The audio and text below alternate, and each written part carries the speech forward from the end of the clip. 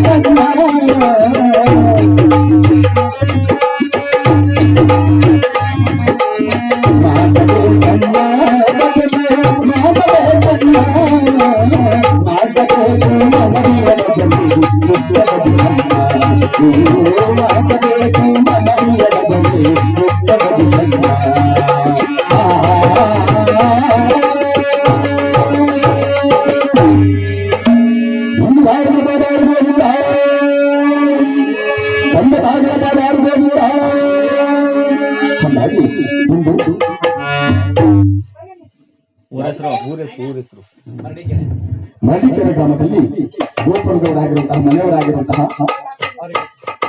ಮನೆಯವರ ಹೆಸರು ಲಿಂಗಯ್ಯ ಮತ್ತೆ ದಂಪತಿಗಳು ಶ್ರೀಮತಿ ರೇಖಾ ಹಾಗೂ ಲಿಂಗಯ್ಯನವರ ಗೋಪುರದಲ್ಲಿ ಹಿರಿಯ ಜನಗಳ ಭಗವಂತನ ಪ್ರತಿಷ್ಠಾಪನೆ ಮಾಡಿಕೊಂಡು ನವದಾನ ನಡೆಸಿಕೊಂಡು ನವಗ್ರಹಗಳ ಗ್ರಂಥಗಳೊಂದಿಗೆ ನವದಾನದೊಂದಿಗೆ ಕುಂಕುಮ ಸಮೇತ ಹಾಗೆ ಭಕ್ತಿಯಿಂದ ಪೂಜೆನಗೈದು ಆ ಪೂಜಾ ವಿಧಾನವನ್ನು ತಿಳಿಸಿಕೊಡಲು ನಮ್ಮ ಪೂಜ್ಯ ಗುರುಗಳು ಆಗಿರುವಂತಹ ಹಾಗೂ ನಮಗೆ 12ನೇ ಸ್ಥಾನದಲ್ಲಿ ನಿಂತು ನಮಗೆ ಹಾಗು ಹೋಗುವುದನ್ನು ನೋಡಿಕೊಡುತ್ತಾ ಎಲ್ಲ ಗುರುಗಳು ನಮಗೆ ಭಾಗಿಯಾಗುವಂತಹ ನಮ್ಮ ಪೂಜ್ಯ ಗುರುಗಳಾಗಿ ಬಿಕ್ಕೋಡು ಮುಂಚಿನಮನೆ ಗ್ರಾಮದಿಂದ ರಾಜ ಸ್ವಾಮೀಜಿಯವರ ಮಗರಾಗಿರುವಂತಹ ರಘು ಸ್ವಾಮೀಜಿಯವರ ನೇತೃತ್ವದಲ್ಲಿ ಅವರ ಆಶೀರ್ವಾದಗಳೊಂದಿಗೆ ಇಡೀ ಸಮಯದಲ್ಲಿ ಭಗವಂತನ ಪ್ರತಿಷ್ಠಾಪನೆ ಮಾಡಿಕೊಂಡು ನವದಾನ ನಡೆಸಿಕೊಂಡು ನವಗ್ರಹಗಳ ಗ್ರಂಥಗಳೊಂದಿಗೆ ನವದಾನದೊಂದಿಗೆ ಕುಂಬುದವ ಸಮೇತ ಹಾಗೆ ಭಕ್ತಿಯಿಂದ ಪೂಜೆನಗೈದು 17ನೇ ಸಮಯದಲ್ಲಿ ಹರಿಕಥ ಭಾಗವನ್ನು ಸಹಿಸಿಕೊಂಡು ಆ ಹರಿಕಥನ್ನು ಏಳುವ ಸಲುವಾಗಿ ನಮ್ಮನ್ನು ಸಹಕರಿಸಿದ್ದಾರೆ. ನಾವೇನು ಅಂತ ಕಲಾವಿದರೇನಲ್ಲ, ವಿದ್ವಾಂಸರೇನಲ್ಲ, ಆ ಗುರುಗಳು ಹೇಳುತ್ತಿರುವ ಕಥಾಭಾಗವನ್ನು ಕಲಿತು ನಾನು ನಿಮ್ಮಲ್ಲಿ ಹೇಳಲು ನಾನು ಸಿದ್ಧನಾಗಿದ್ದೇನೆ. ಹಾಗಾಗಿ ನಮ್ಮ ಹೆಸರು ಬಂದು ಶರತ್ ಎಂಬುದಾಗಿ.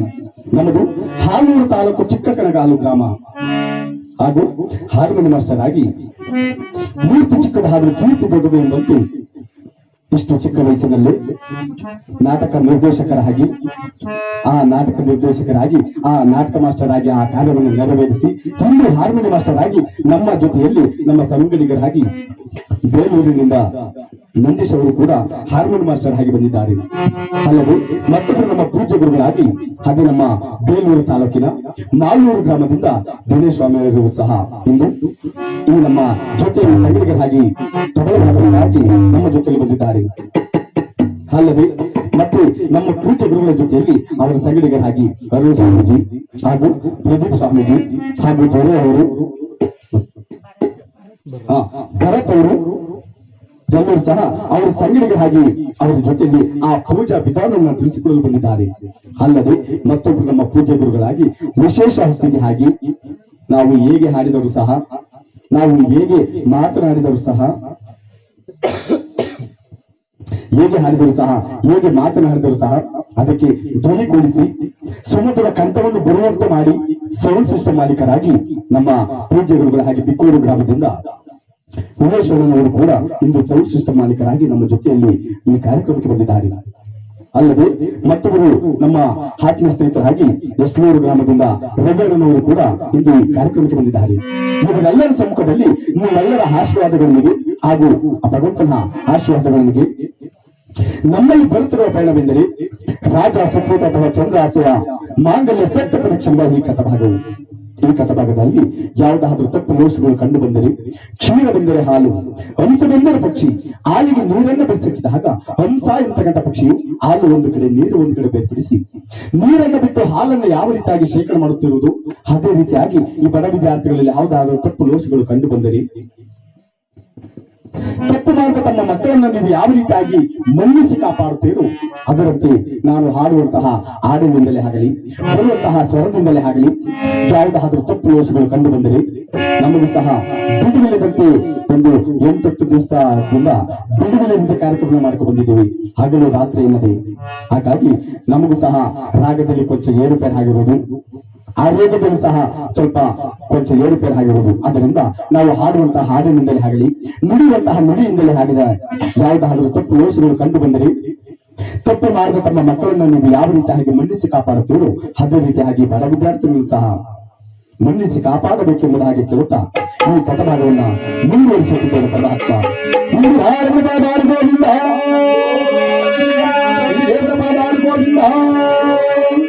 ಒಂಬತ್ತು ನವರಾಜಮಾಡಿಲ್ಲ, ಲಕ್ಷ್ಮೀರಮ ಗೋವಿಂದ, ಗೋವಿಂದ, ಶ್ರೀದೇವರಮಾಡಿಲ್ಲ, ಶಬರಿಯಪ್ರಮಾಡಿಲ್ಲ, ತಿರುಪತಿ ಗೋವಿಂದ, ಯಾರ ಗೋವಿಂದ ಗೊತ್ತಲ್ಲ ಗೋವಿಂದ.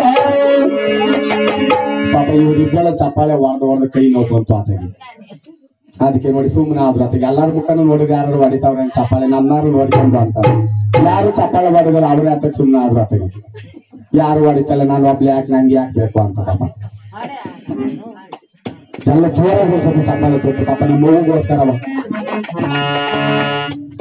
ಈ ತರ ಕಲಾವಿದರಿಗೆ ಪ್ರೋತ್ಸಾಹ ಕೊಡಬೇಕು. 2 ಜನ ಪಾಪ ಕಷ್ಟಪಟ್ಟು ಚಪ್ಪಾಳೆ ಹೊಡಿತವ್ರೆ ಕೂತ್ಕೊಂಡು. ನೀವು ನೋಡಿದ್ರಲ್ಲ ಅವ್ರನ್ನೇ ನೋಡ್ತಿದ್ರಿ, ಏನಕ್ಕೆ ಹಿಂಗ್ ಚಪ್ಪಾಳೆ ಹೊಡಿತಿದ್ದಾರೆ ಇವರು ಅಂತವ. ಪ್ರತಿಯೊಂದು ವ್ಯಕ್ತಿಗೆ ಬರೀ ಸುಲಭವಾದ ಸಾಧನೆ ಇದ್ದೀವಿ. ಯಾರು ಭಕ್ತಿಯ ಪಥದಲ್ಲಿ ನಿಲ್ತಾರೋ ಅಂತವರನ್ನ ಆ ಭಗವಂತನ ಜನರು ಎಂದಿಗೂ ಕೈ ಬಿಡದೆ ಕಾಪಾಡುತ್ತಾರೆ. ಯಾರು ಈ ಜಗತ್ತಿನಲ್ಲಿ ನನಗೆ ನಾನೇ ಎಂದು ಯಾರು ಮೆರೀತಾರೋ ಅಂತವರ ರಾಶಿಯಲ್ಲಿ ಕ್ಷಣ ಮಾತ್ರದಲ್ಲಿ ಆದ್ರೂ ಸೇರಿ ಅಂತವರನ್ನ ಕಾರದೆ ಬಿಡುವಿನಲ್ಲಿಂಬುದಕ್ಕೆ ಸಾಕ್ಷಿಭೂತರಾಗಿ ನಿಂತಿರುವಂತಹ ಈ ರಾಜ ಶತ್ರುತ ಅಥವಾ ಚಂದ್ರಾಸೆಯ ಮಾಂಗಲ್ಯ ಸತ್ಯ ಪರೀಕ್ಷೆ ಎಂಬ ಈ ಕಥಭಾಗವು. ಈ ಕಥಭಾಗವನ್ನ ಇಲ್ಲಿ ಕೂತಿರುವಂತ ನನ್ನ ಅಣ್ಣ ತಮ್ಮಂದರು, ಅಕ್ಕ ತಂಗಿಯರು, ತಂದೆ ತಾಯಿಯರು ಹಾಗೂ ಪೂಜ್ಯ ಗುರುಗಳಲ್ಲಿ ವಂದನೆ ಸಲ್ಲಿಸುವುದೇನೆಂದರೆ, ಇದೇ ರೀತಿ ಹಾಗೆ ಕುಳಿತುಕೊಂಡು ಈ ಕಥಾ ಪಯಣ ಮುಗಿಯುವವರೆಗೂ ಆ ಭಗವಂತನ ಕೃತಿಗೆ ಪಾತ್ರ ಆಗಬೇಕು. ಯಾರು ಸಹ ಮಧ್ಯದಲ್ಲಿ ಹೆಜ್ಜೆ ಹೋಗದಂತೆ, ಇಲ್ಲಿಯೂ ಸಹ ಮಲಗದಂತೆ ಪೂರ್ತಿ ಕಥೆಯನ್ನ ಕುಳಿತುಕೊಂಡು ಆಲಿಸಬೇಕು. ಮಾನವನಲ್ಲಿ ಬರುತ್ತಿರುವಂತಹ ಕಷ್ಟ ದುಃಖಗಳಿಗೆ ಕಾರಣವೇನೆಂದರೆ ಈ 9 ನವಗ್ರಹಗಳು. ಹಾಗಾಗಿ ಆ 9 ನವಗ್ರಹಗಳ ಚರಿತ್ರೆಯನ್ನ ಹೇಳ್ಬೇಕಾದ್ರೆ, ಆ 9 ನವಗ್ರಹಗಳ ಪೂಜನೆ ಮಾಡಬೇಕಾದ್ರೆ, ಆ 9 ನವಗ್ರಹಗಳ ಪಠಣವನ್ನು ಮಾಡಬೇಕಾದ್ರೆ ಯಾರು ಸಹ ಅರ್ಧಂಬರ್ಧ ಕೇಳಿ ಹೋಗಬಾರದು. ಹಾಗಾಗಿ ಇಲ್ಲಿ ಕೂತಿರುವಂತಹ ನನ್ನ ಅಣ್ಣ ತಮ್ಮದು, ಅಕ್ಕ ತಂಗಿಯರು ಎಲ್ಲರೂ ಸಹ ಇದೇ ರೀತಿಯಾಗಿ ಕುಳಿತುಕೊಂಡು ನಮಗೆ ಪ್ರೋತ್ಸಾಹವನ್ನ ನೀಡಿ ಈ ಕಥಾಪಯಣ ಮುಗಿಯುವವರೆಗೂ ಇದೇ ರೀತಿಯಾಗಿ ಕುಳಿತುಕೊಂಡು ಆ ಭಗವಂತನ ಕೃಪೆಗೆ ಪಾತ್ರ ಆಗುತ್ತೀರಿ ಎಂಬುದು ಹಾಗೆ ನಂಬಿ ಈ ಕಥಾಭಾಗವನ್ನ ಮುಂದುವರಿಸುತ್ತಿದ್ದೇವೆ. ಪರಮಾತ್ಮ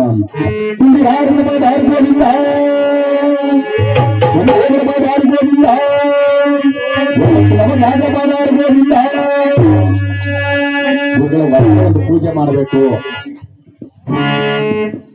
ಅರುಣ್ ಸ್ವಾಮಿಯರೇ, ಗುರುಗಳೇ, ನೀವು ಅಲ್ಲಿ ಪೂಜೆ ಮಾಡಿದ್ದು ಗಂಟೆ ಸೌಂಡ್ ನಮಗೆ ಇಲ್ಲಿ ಕೇಳ್ಬೇಕು. ಪೂಜೆ ಮಾಡ್ತಾವ್ರೆ ನಮ್ಮ ಸ್ವಾಮಿಯರು ಅಂತವ.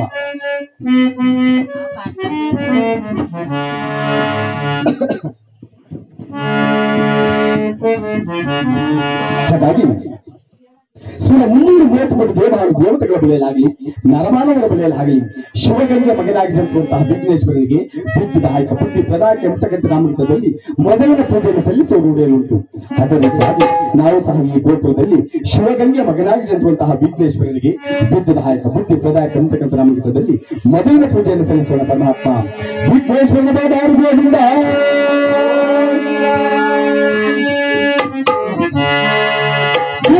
ಕಾಲದಲ್ಲಿ ದೊಡ್ಡವರಾದಂತಹ ಮಹನೀಯರು ಇದ್ದಾರೆ.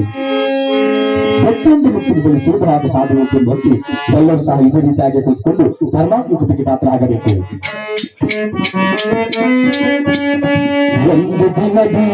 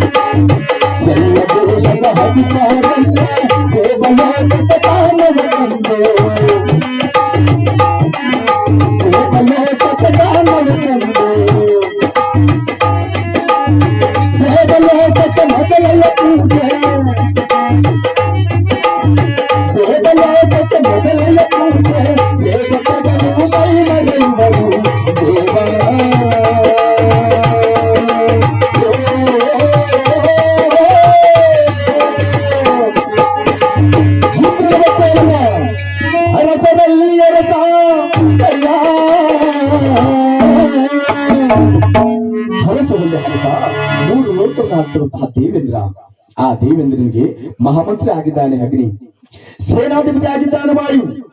ಅಗ್ನಿ ಮತ್ತು ವಾಯುಮಂಡಲಗಳ ಕೂಡಿ ದೇವಲೋಕವನ್ನು ಭೂಲೋಕವನ್ನು ನೋಡಿಕೊಳ್ಳುತ್ತಾ ಸಂತೋಷದ ಕಾಲವನ್ನು ಕಲಿತಿರುವಂತಹ ಕಾಲವಂತೆ.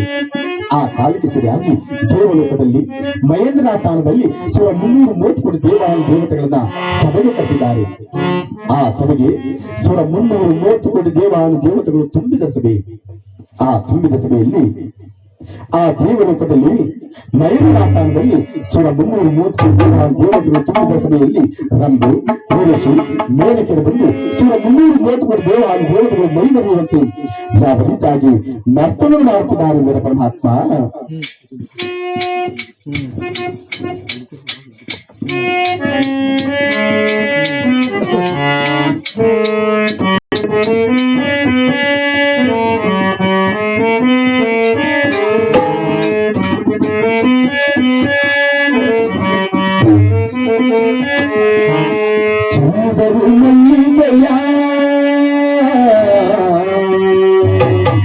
ಶನಿದೇವರ ಪಾದದ ಮೇಲೆ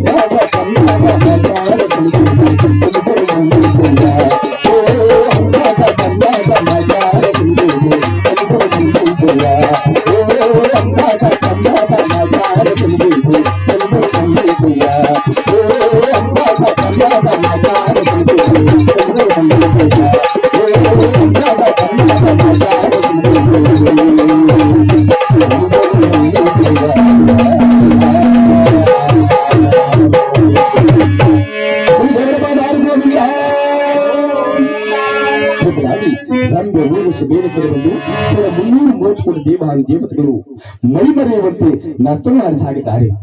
ಆ ಸಾಗಿರುವಂತಹ ಸಮಯಕ್ಕೆ ಸರಿಯಾಗಿ ತ್ರಿಲೋಕ ಸಂಚಾರ ಆಗಿರುವಂತಹ ಬ್ರಹ್ಮಪುತ್ರನಾಗಿರುವಂತಹ ಮಹಾತ್ಮರು ಆ ಭಗವಂತನ ಜ್ಞಾನವನ್ನು ಪಾಡುತ್ತಾ ಯಾವ ರೀತಿಯಾಗಿ ದೇವಲೋಕದ ಮುಂಬಾಗಿಲಿಗೆ ಬರುತ್ತಿದ್ದಾರೆ ಎಂಬ ಪರಮಾತ್ಮ ನಾರಾಯಣ ನಾರಾಯಣ ನಾರಾಯಣ.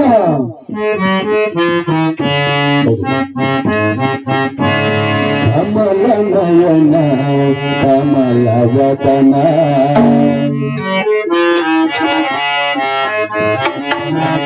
ಕಮಲ ನಯನ ಕಮಲ ವದನ ಕಮಲ ರಮಣ ನಾರಾಯಣ ನಾರಾಯಣ ನಾರಾಯಣ ಕಮಲ ರಮಣ ನಾರಾಯಣ ಕಮಲ ನಯನ ಕಮಲ ವದನ ಕಮಲ ರಮಣ ನಾರಾಯಣ ನಾರಾಯಣ ನಾರಾಯಣ ಕಮಲ ರಮಣ ನಾರಾಯಣ ಕಮಲ ನಯನ ಕಮಲ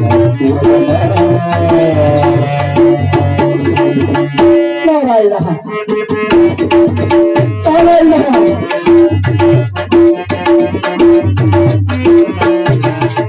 ನುಡಿಗಳ ವನದಲ್ಲಿ ಮನೆ ಮಾಡಿ ಭಕ್ತರ ಹೃದಯದಿ ನಲಿದಾಡಿ ನಾರಾಯಣ ನಾರಾಯಣ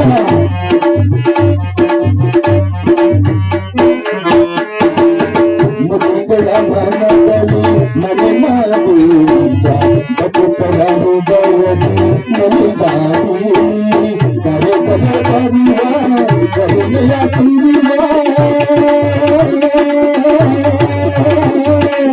ಕರೆ ಕರೆ ಕರಿಯ ಕರುಣೆಯ ಸುರಿಯ ಶ್ರೀರತ್ನೇ ಕರುಣಾಳು ತಂದೆ ಶ್ರೀರತ್ನೇ ಕರುಣಾಳು ತಂದೆ ಕಮಲ ನಯನ ಕಮಲ ವದನ.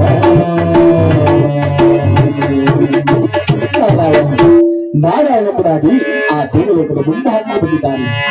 ದೇವಲೋಕದ ಮುಂಭಾಗಿಗೆ ಬಂದ ತಕ್ಷಣ ಆ ದೇವಲೋಕವನ್ನು ಹಾರಿಸುವಂತಹ ದೇವೇಂದ್ರ ಮಹಾತ್ಮರು ನಾರದ ಮಾತುಗಳನ್ನು ನೋಡಿ ಕರುಣಿಗೊಳಿಸಿ ಶರಣವಾಗಿ ಬೀಳುತ್ತಿದ್ದಾರೆ.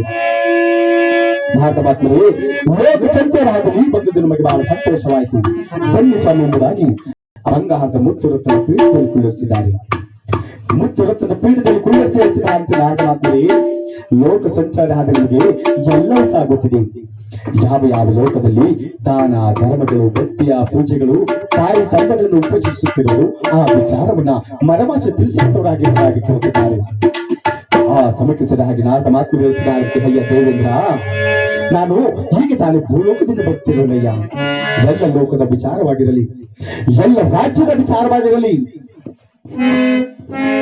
ಕಲಿಂಗ ನಗರದ ಅರಸ ಗೋವಿಂದ ವರ್ಮನ ಮಗನಾಗಿರುವಂತಹ ಸತ್ಯುತನಂತ ಸತ್ಯವಂತರು ಮತ್ತಾರು ಬಿಲ್ಲೆಂಬುದಾಗಿ ನಾನು ನಿಶ್ಚಿಂತೆಯಿಂದ ಹೇಳಬಲ್ಲೆ.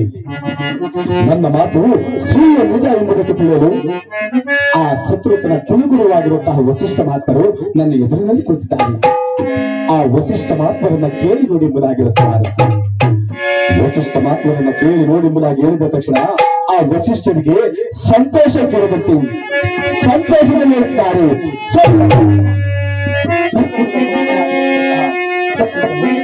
ಸತ್ಯವಂತನು ದಾನವಂತನು ಧೈರ್ಯವಂತನು ದೈವಭಕ್ತನು ಆತನ ಸಮನದವರು ನರರಲ್ಲಾಗಲಿ ಸುರರಲ್ಲಾಗಲಿ ಅಷ್ಟೇಕೆ ಆ 9 ನವಗ್ರಹಗಳಲ್ಲಿ ಕೂಡ ಯಾರು ಬಿಲ್ ಎಂಬುದಾಗಿ ನಾನು ನಿಶ್ಚಿಂತೆ ಎಂದು ಹೇಳಬಲ್ಲೆ. ಅದು ನೋಡಿ, hello hello hello hello hello ಹಾ ನಿಧಾನಕ್ಕೆ ಬನ್ನಿ ಹಲೋ ಇಲ್ಲೆಲ್ಲ ಬನ್ನಿ, ಅದ್ ಗೊತ್ತಿಲ್ಲ.